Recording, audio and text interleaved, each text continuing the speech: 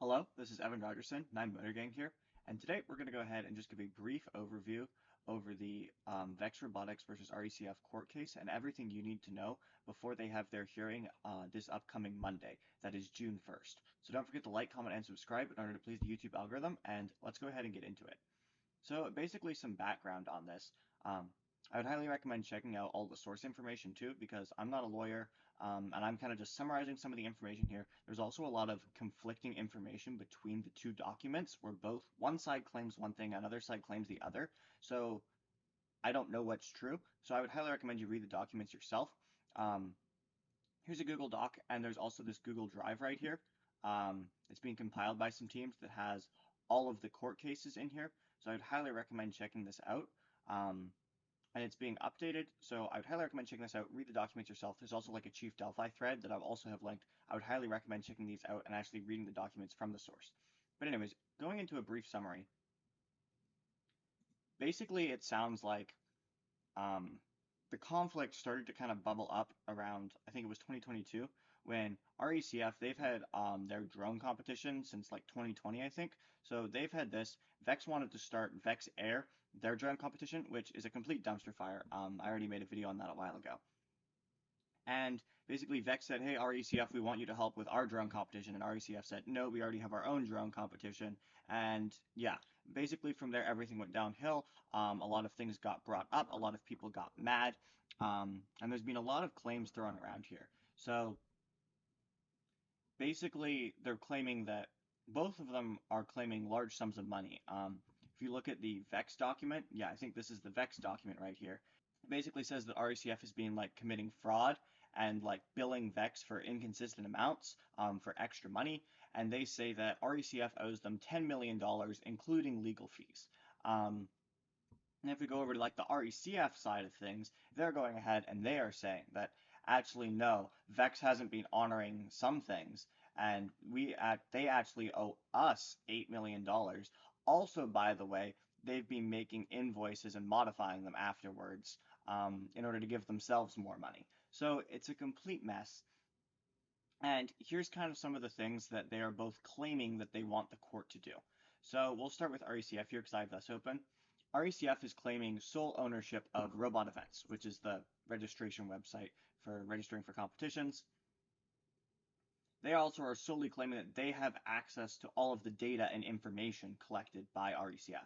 And this is actually really important because if RECF owns all of this information, then it would actually be illegal for Vex to reach out to you and like tell you to, hey, come register for our competition, because RECF is claiming, hey, we're the only ones who have access to that data legally, and that's what they want the court to say. They're also claiming sole ownership of these items, so like the code of conduct, student-centered policy, guide to judging. But interesting enough, also like the signature event concept, they're claiming ownership of the concept of a signature event, which I'm not quite sure how you do. Currently, signature events like Mall of America are currently aligned with Vex. They're going to be running with Vex. But if the court goes ahead and sides with RECF that they can't do that, I'm not sure how that would turn out. I don't know if the court is going to block like Vex from hosting a Mall of America event and say you have to go with RECF or you can't host at all. I don't know if they're going to be like, Vex is going to have like the Vex super cool event that MOA is then going to be registered as. Not quite sure.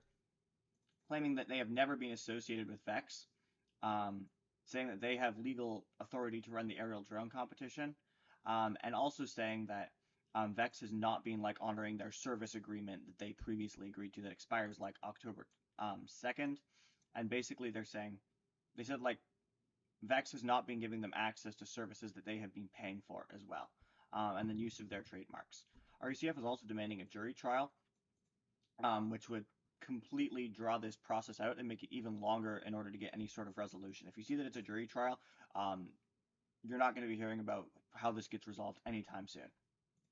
Moving over to the Vex side of things, they're actually asking for like a temporary restraining order. And again, I'm not going through all the details, but like this sort of got approved, and the judge was like, "Whoopsie doopsie, wasn't supposed to do that," and backtracked. So it's kind of a complicated mess. But they're basically wanting to say that RECF cannot do anything, any competitions involving Vex products. So if it has a Vex C channel in it, RECF can't be hosting a competition with that. So RECF wouldn't be able to use the Vex brains, the Vex field elements, any of that. That's what Vex wants. Um, can't hold competitions involving that. They also don't want them logging into any of the websites like Robot Events, Vex Forum, anything that Vex claims they own. Can't be doing anything there. And again, can't be managing robot events. Vex is claiming sole ownership of robot events, just like RECF is. And they can't use like the Vex name for anything, so they can't call it a Vex robotics competition or anything like that. Um, and they can't like even cause confusion that they're even associated with Vex anymore. Um, and then also cannot do anything involving. This is kind of the same thing that Vex is saying. We actually own the access to reach out to event partners, and RECF wasn't allowed to send out that email telling them to register for RECF competitions. So again, it's kind of unclear who, like maybe both were allowed to reach out to coaches, but again, Vex is trying to say that RECF wasn't even allowed to reach out to the coaches because they don't have access to that information legally. Um, and like using anything to like copy the Vex data. Um, They don't even want them reaching out to schools using this information that was collected by Vex. Um, yeah, anything like that. So that's kind of what Vex is claiming. This is kind of what RECF is claiming. And these are both what they're going to be arguing for, I presume, on Monday. It's 3:30 Central Time. And then there's actually a temporary agreement order here that was issued by the court. And this was also agreed upon by both RECF and Vex's lawyers. So basically, the gist of it is um, RECF isn't going to say that they're doing any Vex competitions. They can't use the Vex game manual. Can't use like Vex field control. Um, and then Vex is saying we're not hosting RECF competitions or like RECF controlled systems like the Guide to Judging. And that's basically all that they've agreed on right now. And then neither of them are allowed to like modify their evidence or anything before they go and present it to the court. The interesting one is robot events. Like if you go to robot events right now, this is what it looks like. It's if you want to go to Vex, go here. If you want to go to RECF, go here. So nobody can decide who actually owns robot events. They're both claiming sole ownership. I assume that is something the courts will eventually decide. So yeah, this is going to be posted. It is up there. And then here's a bunch of domains that they're saying who owns what. So basically, go down here. Yeah, Vex owns all of these things. Um, all of these things. And then yeah, these are all the websites that are Vex's apparently.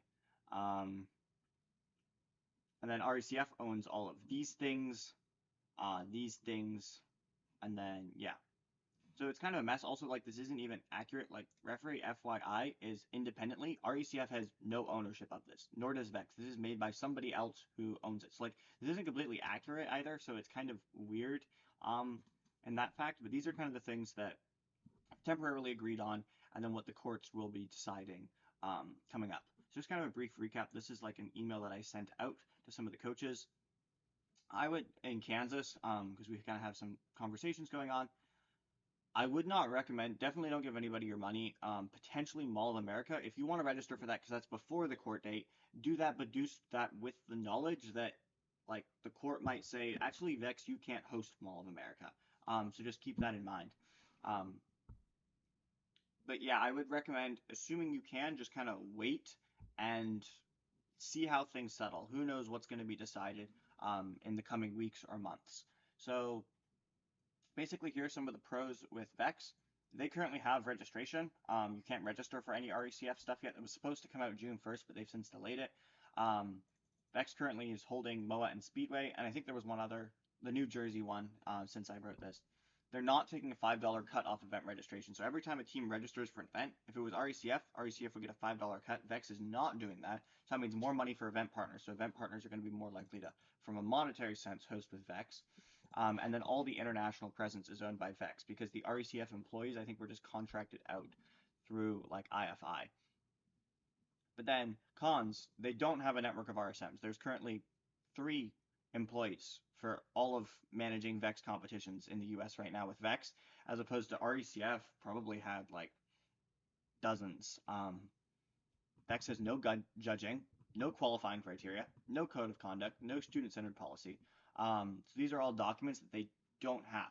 Um, Vex has also banned all of the legacy SMC pneumatics, so you need to buy brand new pneumatics if you still have the old stuff, and then the dyed colored parts with the whole R23 drama. So if you have a bunch of legacy pneumatics and colored parts, it's going to cost you potentially thousands of dollars to go with Vex. Vex also does not have a venue for Worlds. That contract is with RECF, and RECF has said that they are still planning to host Worlds in St. Louis with dates. So nobody knows where Vex Worlds is or when it is, and it's going to be pretty challenging to get a convention center this short notice.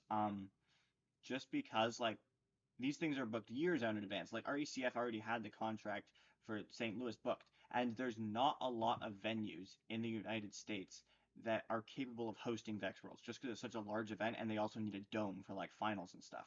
So it's going to be really challenging for Vex to get a venue for Worlds.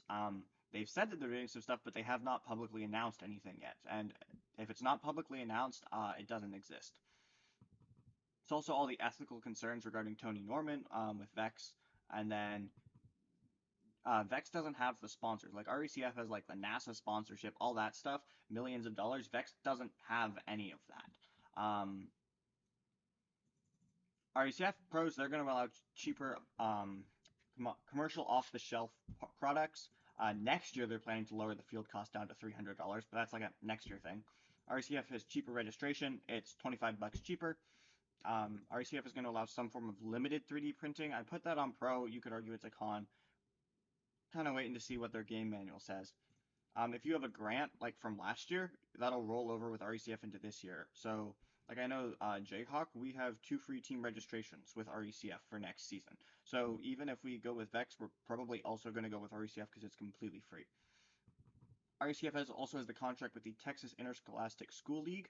So that means they have a much stronger sway in Texas, and a lot of Texas schools might want to go with RECF if they're not going with both because they're like end of year. It's kind of like if you've done like a sport or something, it's kind of similar to that in the way that the sports are governed. Texas also has something like that for Vex with RECF, not with Vex. Um, and then RECF, I believe, also has the JROTC support as well. So like all of JROTC worlds, like that whole thing, that's with RECF. Cons, you can't register for RECF. Like it doesn't actually exist. There are no RECF competitions. You cannot register an RECF team. Um, and then they also don't have any sort of game manual. So their cons, they don't have as many of them as Vex does, but they're certainly very large cons. Um, and of course, there's also the whole legal issues. I'm not going to go ahead and say who I think is going to win because honestly, I don't. I'm not a lawyer. I have no clue. But obviously, either one of these could just get like hammered by the court overnight, owing the other one millions of dollars, and that's going to severely hurt one. Like you could register with RECF, and then like in February, after you've already gone to a couple competitions, you just get hammered, and well, you don't. RECF gets hammered by the courts and says actually what you were doing was illegal, and then RECF's competition just goes poof, ceases to exist. Or the same thing could happen with Vex. So there really isn't a good option here, and it kind of sucks for everybody. So that kind of wraps it up. I hope this kind of explains just the general stuff. If you have any questions, again, I'm not a lawyer. Don't take anything on this video as like fact, but just feel free to discuss and comment down below. And I'll see you in the next one.